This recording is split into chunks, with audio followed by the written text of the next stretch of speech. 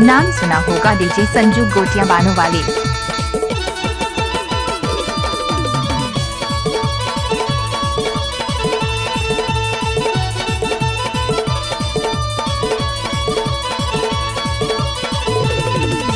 Jeans तोरे tight वो जरा ढीला करा ले मोर गोरिया हो, जरा ढीला करा ले मोर गोरिया हो। जींस तोरे टाइट वो जरा ढीला करा ले मोर गोरिया हो, जरा ढीला करा ले मोर गोरिया हो।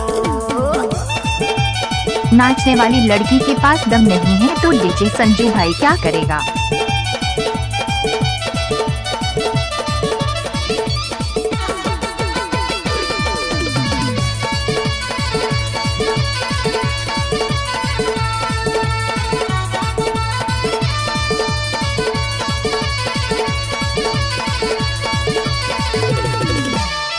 जल्दी से जरा ढीला करा ले, फंसे हवा तोर कमरिया में, फंसे हवा तोर कमरिया में, फंसे हवा तोर कमरिया में। धीरे धीरे ऊपर चढ़त ही कसे हवा तोर जंघिया में, कसे हवा तोर जंघिया में। जीन से बेसाई है वो ए गुलगुल, जीन से बेसाई है वो जरा ढीला करा ले मोर गोरिया हो, जरा ढीला करा ले मोर गोरिया हो।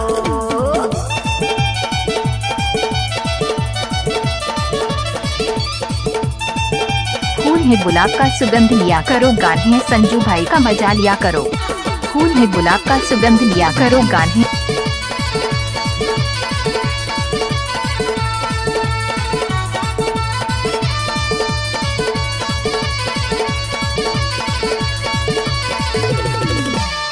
नाजुक तोर कमरिया है गोरी, चैन लगे मचर मरा जाहिरो, चैन लगे मचर मरा जाहिरो, चैन लगे मचर मरा जाहिरो। फैसला तैसा माल न गोरी हो, देख के तोरा घबरा जाहिरो, देख के तोरा घबरा जाहिरो। जीन से बेसाई है वो ए गुलगुल, जीन से बेसाई है वो जरा ढीला करा ले मोर गोरिया हो, जरा ढीला करा ले मोर गोरिया हो।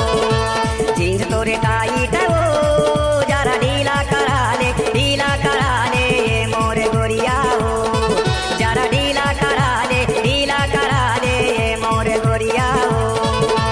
जींस तोरे टाइट वो जरा ढीला करा ले मोर गोरिया हो, जरा ढीला करा ले मोर गोरिया हो, जरा ढीला करा ले मोर गोरिया हो, जरा ढीला करा ले डीजे संजू गोटिया बानों वाले।